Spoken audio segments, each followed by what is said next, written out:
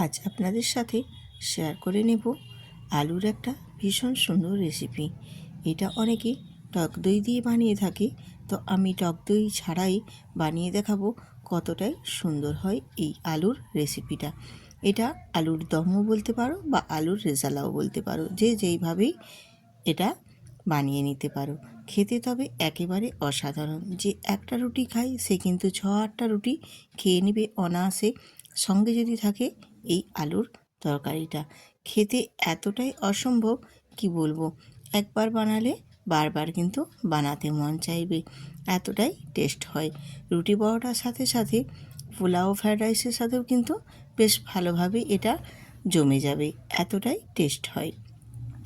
তো এই আলু তরকারিটা বানানোর জন্য আমি গ্যাসেতে কড়াই বসিয়ে দিয়ে দিয়েছি তেল, আর তেলটা একটু গরম করে নিয়ে ওর উপরে দিয়ে দিলাম আলুগুলো একটু হালকা করে নাড়াচাড়া করে একটু আমি ভেজে নেব। তো আলুগুলো কিন্তু খুব বেশি লালচে করে ভাজা যাবে না, জাস্ট একটু এপাশ ওপাশ নাড়াচাড়া করে একটু হালকা ব্রাউন কালার হয়ে যাবে সেই পর্যায়ের মতো আলুগুলো কিন্তু ভেজে নিতে হবে। তো আলুগুলোর মধ্যে আমি এবারে অল্প সামান্য একটু লবণ ব্যবহার করলাম, কারণ লবণটা দিয়ে আলুগুলো একটু নাড়াচাড়া করে ভেজে নিলে আলুটা কিন্তু খুব তাড়াতাড়ি নরম হয়ে যায়। তো আলুটা নুন দিয়ে আমি একটু নাড়াচাড়া করে নেব। আর এখানে হলুদের ব্যবহার কিন্তু আমি করব না, যেহেতু এটা আমি আলুর রেজালাই বলতে পারো বা আলুর দমও বলতে পারো, যে যেইভাবেই ডাকতে পারো। এটা হলুদ ছাড়াই আমি আজকের এই আলুর তরকারিটা বানাবো। আর এটা হলুদ ছাড়াই কিন্তু খেতেও ভীষণ ভালো লাগে। আর আলুটা দেখো বেশ সুন্দর হালকা একটু ব্রাউন কালার হয়েছে, সেই পর্যায়ে কিন্তু আমি নামিয়ে নিয়েছি। আলুগুলো ঠিক এই পর্যায়ে ভেজে তুলে রেডি করে নিলাম। এরপর ওই তেলের মধ্যে কয়েক দানা জিরে ফোড়ন দেব। আর বেশি কিছু উপকরণ এখানে ফোড়ন দেওয়ার প্রয়োজন হবে না। যদি তোমাদের মনে হয় তাহলে এখানে একটা শুকনো লঙ্কা আর তেজপাতা ফোড়ন দিতে পারো। তো আমি শুকনো লঙ্কা তেজপাতাটা বাদ দিয়ে শুধু জিরেটাই ফোড়ন দিয়েছি। দিয়ে এবারে বাকি এখানে কি কি উপকরণ আমি ব্যবহার করছি সবটাই দেখিয়ে দিচ্ছি। কারিয়া পাতা, আর আছে ক্যাপসিকাম, টমেটো, আর 1 চামচ আদা গ্রেট করে নেওয়া। এবারে আমি তেলের মধ্যেই দিয়ে দিলাম কারি পাতা। জিরেটা ভাজা হয়ে গেলে তারপর কারি পাতাটা দিয়ে দিলাম। কারি পাতাটাও তেলের মধ্যে দিয়ে ভেজে নেব। এরপর আমি এখানে টমেটো অ্যাড করে দিলাম। একটা আমি এখানে গোটা টমেটো ব্যবহার করেছি। আর এই রকম আলু তরকারিতে টমেটো একটা গোটা দিলেই বেশ ভালো লাগে খেতে, হালকা একটু টকচা টকচা মানে একটু টকটক ভাব লাগবে, খেতেও বেশ ভালো লাগবে। খুব বেশি টক কিন্তু লাগবে না। দিয়ে দিলাম এবারে পরিমাণ মতো নুন। যেহেতু আগে আমি এখানে নুন দিয়ে ভেজে নিয়েছি আলুটা, সেক্ষেত্রে আর খুব বেশি দেওয়ার দরকার নেই, প্রয়োজন মতোই দিতে হবে। আর দিয়ে দেবো কাশ্মীরি লঙ্কার গুঁড়ো, আর দিলাম জিরের গুঁড়ো। আর কিন্তু এখানে বেশি কিছু মশলা দেওয়া লাগবে না। দিয়ে একটু নাড়াচাড়া করে মশলাটা একটু কষিয়ে নেব। দিয়ে এর মধ্যে দিয়ে দেবো গ্রেট করে নেওয়া আদাটাও যে খুব বেশি দিয়েছি তা না, আমি 1 চামচ মতো দিয়েছি। দিয়ে সমস্ত উপকরণগুলো একটু তেলের মধ্যে নাড়াচাড়া করে ভেজে নেব। ভাজা হয়ে গেলে এরপর আমি এর মধ্যে অল্প একটু জল ব্যবহার করে দেব। দিয়ে মশলাটা বেশ সুন্দর করে কষিয়ে নেব। আর এখানে জলটা মাস্ট ব্যবহার করতে হবে, তার কারণ না হলে মশলাগুলো পুড়ে যাবে। একটু অল্প জল দিয়ে মশলাটা বেশ সুন্দর করে আমি কষিয়ে নিয়েছি। দেখো মশলার গা থেকেও তেল ছেড়ে বেরিয়ে এসেছে, আর কালারটাও কিন্তু বেশ সুন্দর এসেছে। হলুদ ছাড়া হলেও কিন্তু কালারটা ভীষণভাবে সুন্দর এসেছে। এরপর আমি এখানে ক্যাপসিকাম কুচিগুলো অ্যাড করে দিলাম। ক্যাপসিকামটা আমি একটু পরেই দিয়েছি, তার কারণ ক্যাপসিকামের যে একটা ক্রাঞ্চি ভাব থাকে, সেই ক্রাঞ্চি ভাবটা চলে গেলে কিন্তু ভালো লাগবে না। যাতে করে এই ক্রাঞ্চি ভাবটা থাকে তার জন্য কিন্তু আমি এখানে ক্যাপসিকামটা একটু পরেই ব্যবহার করেছি। ক্যাপসিকামটা দিয়ে একটু নাড়াচাড়া করে নেওয়ার পর আমি এখানে 3 থেকে 4টা চেরা কাঁচা লঙ্কা দিয়ে দিলাম। আর কাঁচা লঙ্কা দেওয়ার ঝালটাই এখানে আমি ব্যবহার করছি, আমি এখানে কোনো শুকনো লঙ্কা ব্যবহার করব না, তার জন্যই আমি আগেও শুকনো লঙ্কাটা এখানে অ্যাড করিনি। দিয়ে এবারে সমস্ত কিছু মশলাটা বেশ ভালোভাবে একটু কষিয়ে নিয়ে এরপর এর মধ্যে অ্যাড করে দিলাম ভেজে রাখা আলুগুলো।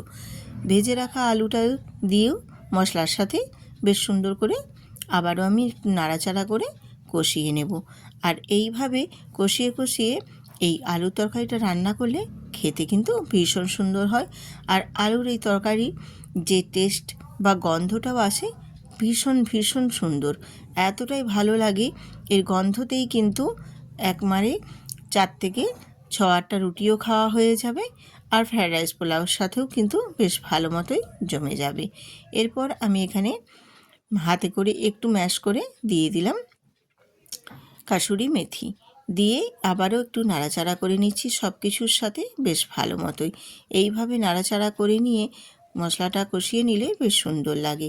আর এখানে কয়েক দানা দিয়ে দিলাম চিনি। চিনিটা এখানে কিন্তু মিষ্টি একদমই লাগবে না, তরকারির মেজারমেন্টটা ঠিকঠাক মতো হবে। আর যেহেতু এখানে একটা গোটা টমেটো দিয়েছি, সেক্ষেত্রে একটু চিনি দিলে তরকারির টেস্টটা কিন্তু বেশ সুন্দরভাবে বজায় থাকে, আর স্বাদটাও খুব সুন্দর আসে। এরপর সমস্ত কিছু কষিয়ে নিয়ে দিয়ে দিলাম এখানে পরিমাণ মতো জল। আর জলটা এখানে খুব বেশি দেওয়া লাগবে না, তার কারণ আমি আলুটা আগেই ভেজেও নিয়েছি একটু নুন দিয়ে, তারপর আবারও মশলার সাথে নুন দিয়ে বেশ ভালোভাবে তো আলুটাকে কষিয়েও নিয়েছি। সেক্ষেত্রে আলুটা মোটামুটি 50% মতো সেদ্ধ হয়ে যাবে, আর যে বাকি 50% থাকবে সেটা আমি এই জলের মধ্যেই সেদ্ধ করে নেব। দিয়ে এবারে ঝোলটা খুব ভালো মতো আমি ফুটিয়ে নিচ্ছি। আর এখানে আমি এই তরকারিটা করার জন্য কিন্তু ঢাকনা দিয়ে ঢেকে দেব না, যদি প্রয়োজন হয় তোমরা ঢেকে নিতে পারো, কিন্তু ঢাকার কোনো প্রয়োজন নেই। আমি এখানে 5 থেকে 7 মিনিট ঠিক এইভাবেই আস্তে আস্তে করে একটু ফুটিয়ে নেব। ফুটিয়ে নিলেই আলুগুলো বেশ সুন্দরভাবে সেদ্ধ হয়ে যাবে। আর ফুটিয়ে নিয়েছি আমি 5-7 মিনিট, তারপর গ্রেভিটাও দেখো অনেকটা কমে গেছে। আমি আলুগুলো একটু তোমাদের দেখিয়ে দিচ্ছি, খুব সুন্দরভাবে সেদ্ধ হয়ে গেছে। দেখছেন আলুটা কত সুন্দরভাবে সেদ্ধ হয়ে গেছে। আমি এখানে 2 থেকে 3টে আলুকে ক্যাচুলা দিয়ে এইভাবে একটু ম্যাশ করে দেব, তাহলে গ্রেভিটা বেশ সুন্দরভাবে একটু গাঢ় গাঢ় হয়ে যাবে, আর গ্রেভিটাও খেতেও বেশ ভালো লাগবে। এইভাবে 2-4টে আলুকে একটু ম্যাশ করে দিলে ঝোলের সাথে মিশিয়ে নিলে ঝোলটাও কিন্তু বেশ গাঢ় গাঢ় হয়ে যাবে, আর খেতেও ভীষণ ভালো লাগবে। এইভাবে একটু নাড়াচাড়া করে ফুটিয়ে নেব, আর একটু দিয়ে গ্রেভিটা একটু ঘাটা ঘাটা করে দেব, তাহলে এই আলুর দম বা আলুর রেজালা খেতে কিন্তু বেশ ভালোই লাগবে। তো দেখো গ্রেভিটা কতটাই গাঢ় গাঢ় হয়ে গেছে।